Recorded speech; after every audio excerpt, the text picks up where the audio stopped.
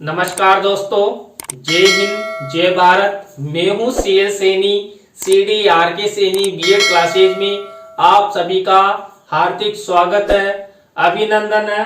दोस्तों, हमारे चैनल के माध्यम से आप सभी के लिए इकाई योजना निर्माण कार्यक्रम चलाया जा रहा है, जिसके अंतर्गत आपके सभी शिक्षण विषयों पर हम आपको यूनिट प्लान बनाना बता रहे हैं।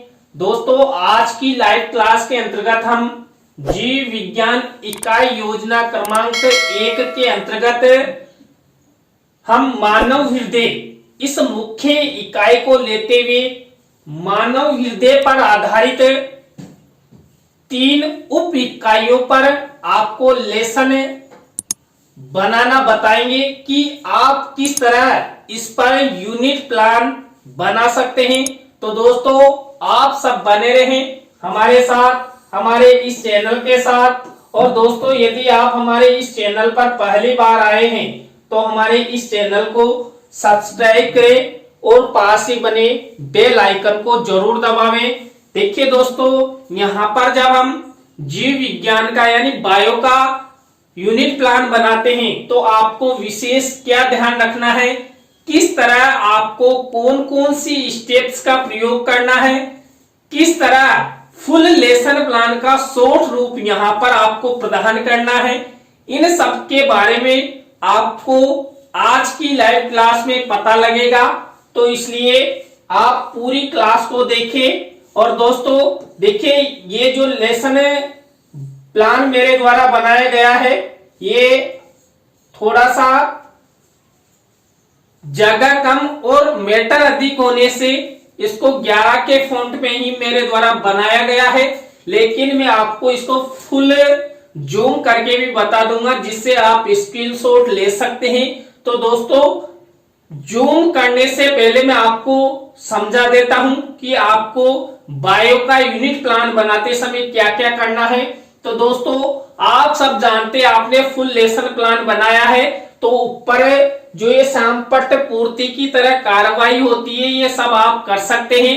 तो यहाँ पर इधर आपको विशेष रूप से क्या क्या करना है दोस्तों, तो इधर देखिए, आपको ऊपर जीव विज्ञान इकाई योजना की रूपरेखा क्रमांक, आप जितनी यूनिट प्लान बनाते हैं उसके हिसाब से आपको संख्या डालनी है, आपका विषय लिखना है और मुख्य इकाई का नाम लिखना है। तो दोस्तों, यहाँ पर मुख्य इकाई है मानव हृदय। अब इधर साइड में देखिए उप इकाइयों के नाम। देखिए दोस्तों, यहाँ पर मानव हृदय से रिलेटेड हम यहाँ पर 3 उप इकाइयों के बारे में यूनिट प्लान बनाना आपको बताएंगे। तो पहली उप इकाई है मानव हृदय की संरचना, रक्त वाहिनियां व धमनी व शिरा, हृदय की क्रियाविधि। दोस्तों, फुल लेसन प्लान में भी हम यही प्रक्रिया अपनाते थे, 3 टीचिंग पॉइंट लेकर उस पर लेसन प्रेजेंटेशन करते थे, लेकिन उस लेसन प्रेजेंटेशन का यूनिट प्लान के अंतर्गत हम शॉर्ट रूप अपनाते हैं दोस्तों। तो आपको ये ऊपर वाली कार्रवाई करनी है। इसके बाद देखिए, हम हमारी मुख्य यूनिट प्लान की ओर बढ़ते हैं। तो दोस्तों, हमें सबसे पहले देखिए, यहाँ पर जब यूनिट प्लान बनाते हैं तो आप सब जानते हैं, फुल लेसन प्लान में तो हम ऊपर से नीचे की ओर चलते हैं, तो किसी प्रकार की कोई परेशानी नहीं होती है, हमारे पास खूब जगह होती है। लेकिन यूनिट प्लान एक ही पेज में बनाया जाता है, तो हमें उस अधिक मैटर को शॉर्ट रूप में बनाकर एक ही पेज में लिखना बहुत कठिन का कार्य है। और देखिए दोस्तों, आप सब जानते हैं, यूनिट प्लान के अंतर्गत हमें दाएं से बाएं की ओर चलते हैं। तो यहाँ पर देखिए, अलग अलग कॉलम दिए हुए हैं, हर कॉलम का हम आपको विश्लेषण बताते हैं। तो यहाँ पर दोस्तों, पहला कॉलम दिया हुआ है विषय वस्तु विश्लेषण। अब विषय वस्तु विश्लेषण से तात्पर्य यहाँ पर जो हमारा मुख्य यूनिट टॉपिक है, यानी कि मुख्य प्रकरण है, उससे रिलेटेड यहाँ पर जो हमने 3 उप इकाइयां ली है, उससे रिलेटेड विषय वस्तु के बारे में लिखा जाएगा। तो दोस्तों, यहाँ पर पहला मानव हृदय की संरचना, रक्त वाहिनियां व धमनी व शिरा, हृदय की क्रियाविधि, इन तीनों उप इकाइयों से संबंधित विषय वस्तु ली जाएगी, तो यहां पर लिख दिया गया है।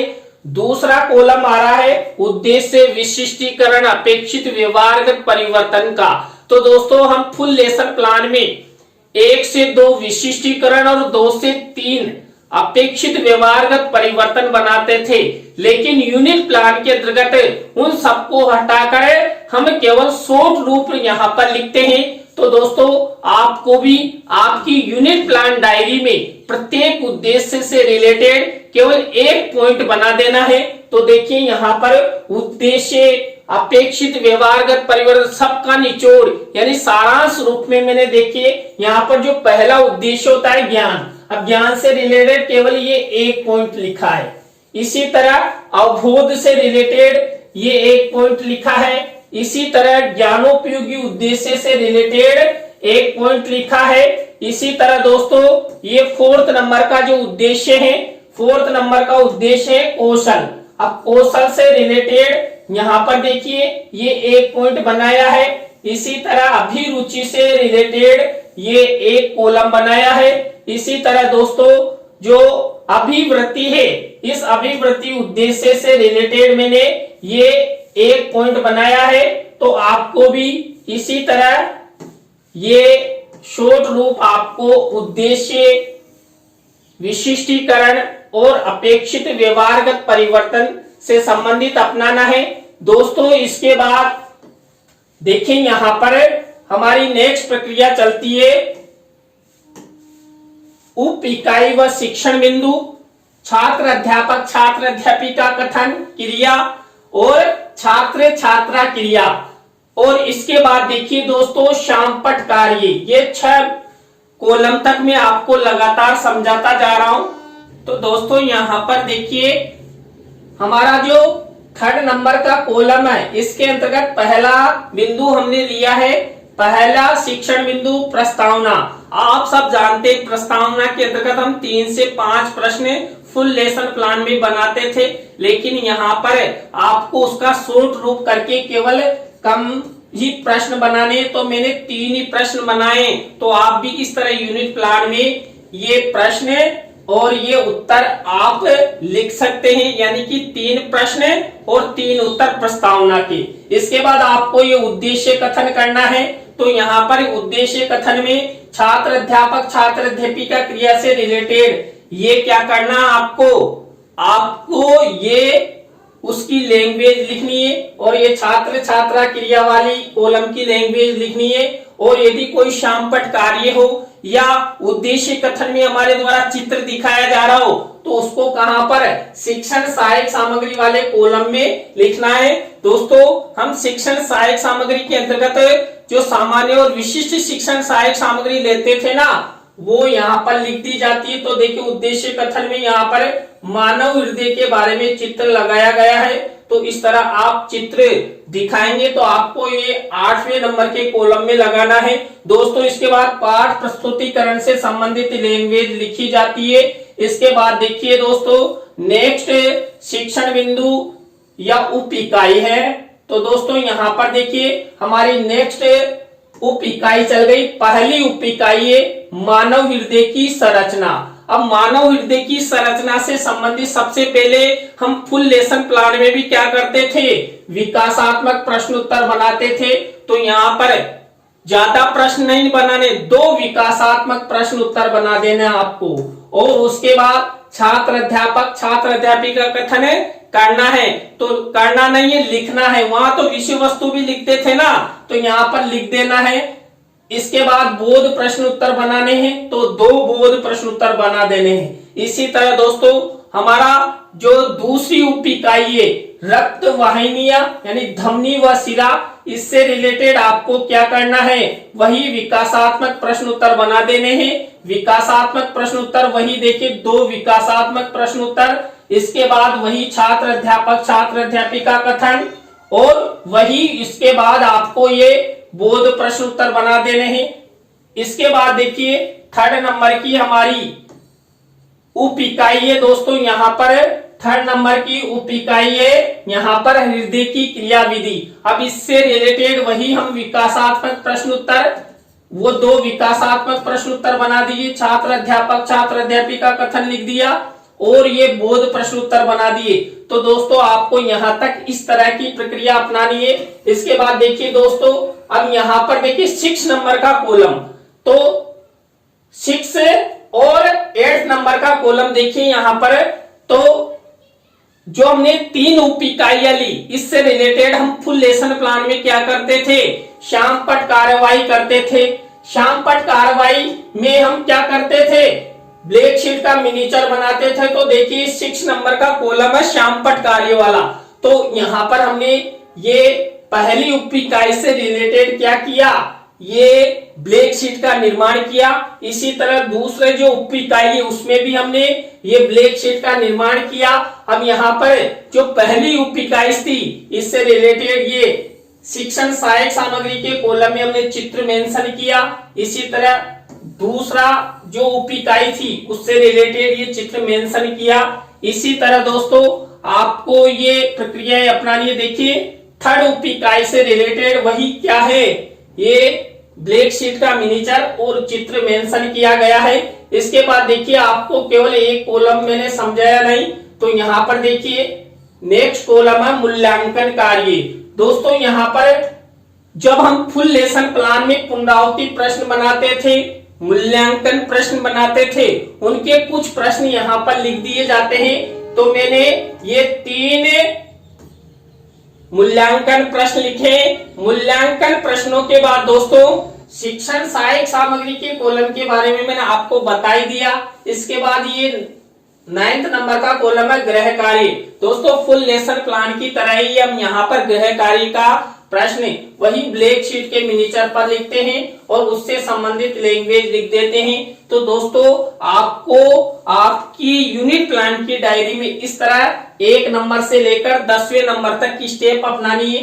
ये 10वें नंबर का कॉलम होता है पाठ पर्यवेक्षक होता है ना, उसकी टिप्पणी से संबंधित। तो इस तरह आपको ये फुल लेसन प्लान बनाना है। दोस्तों अब मैं आपको इसको जूम करके भी बता देता हूं जिससे आप अपने स्क्रीनशॉट ले लेना। अब देखिए यहाँ पर शुरू के 5 कॉलम का यहाँ पर जूम करके मैं आपको दिखा रहा हूं, तो आप स्क्रीनशॉट लेते जाइएगा जिससे आप अपनी दैनिक पाठ योजना डायरी में, यूनिट प्लान की डायरी में अच्छे से इनको बना सको। तो दोस्तों यहाँ पर देखिए ये शुरू के 5 कॉलम से रिलेटेड जूमिंग है, तो मैं हट जाता हूं और आप स्क्रीनशॉट लेते रहिए। मैं इनको धीरे धीरे दिखा रहा हूं आपको जिससे आप अच्छे से समझ सके और स्क्रीनशॉट लेकर आप अपनी यूनिट प्लान की डायरी में अच्छे से इनका निर्माण कर सके। दोस्तों यहाँ पर फुल लेसन प्लान का ही शॉर्ट रूप होता है, बस थोड़ा सा ये ध्यान रखना होता है कि हम शॉर्ट रूप किस तरह बनाएं और किस तरह इस एक ही पेज में ये पूरा मैटर आपको मेंशन करना है किस तरह। तो थोड़ा सा दिमाग खर्च करना होता है, इसलिए दिमाग खर्च करने हेतु हम बादाम का उपयोग करते हैं। बादाम सबसे महत्वपूर्ण सूखा मेवा होता है। तो दोस्तों इसके बाद ये 6 नंबर से भी आपको पूरे कॉलम दिखा दिए जा रहे हैं, आप इधर के भी स्क्रीनशॉट ले लीजिए। तो ये देखिए 6 से ये सब गृह कार्य का प्रश्न है। इस तरह मैंने आपको हर तरह संभव आपका सपोर्ट करने की कोशिश की है। तो आपको मेरा ये यूनिट प्लान अच्छा लग रहा हो तो लाइक करना, कमेंट्स करना और शेयर जरूर करना दोस्तों। और इस तरह यदि आप हमारा सपोर्ट बनाए रखेंगे तो हम भी आपके लिए कुछ न कुछ नया करने का प्रयास करेंगे, आपकी फरमाइश को पूरा करने का प्रयास करेंगे। तो दोस्तों इस तरह आज की क्लास में हमने बायो पर पहली यूनिट प्लान का निर्माण करना आपको बताया। आज का यूनिट प्लान आपको कैसा लगा कमेंट्स में हमें जरूर बताएं। नए यूनिट प्लान के साथ हम आपसे फिर मिलेंगे CDRK सैनी बीएड क्लासेज पर। जय हिंद, जय भारत, राम राम सा।